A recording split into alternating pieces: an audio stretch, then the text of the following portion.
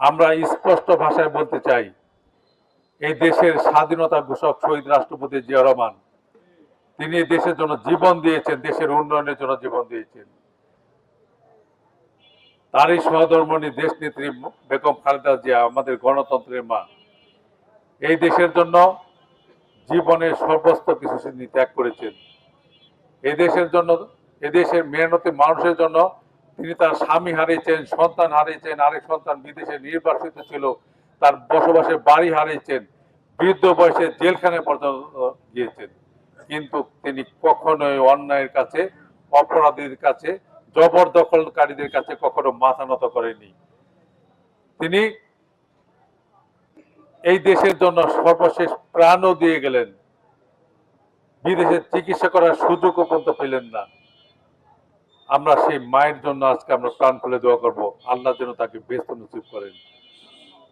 আল্লাহ যেন স্বাধীনতা ঘোষক শহীদ রাষ্ট্রপতি জিয়া রহমানকে বেহেশত নসিব করেন, আরাফাত রহমান কুকুকে বেহেশত নসিব করেন। তাদেরই উত্তরসূরি জনাব তারেক রহমান, বর্তমান প্রধানমন্ত্রী, আপনাদের পবিত্র ভোটে কি সুন্দরভাবে দেশ চালাইছেন।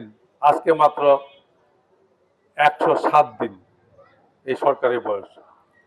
এই বয়সেই তিনি যে অভূত পরিবর্তন করেছেন, তিনি যা ঘোষণা দিয়েছিলেন, প্রত্যেক পরিবারের জন্য ফ্যামিলি কার্ড দিবেন, প্রতি কৃষকের জন্য কৃষক কার্ড দিবেন, যুবকদের জন্য যুবক কার্ড দিবেন, কৃষকদের 10,000 লোন সহ সুদ সহ লোন মকুব করবেন, করেছেন।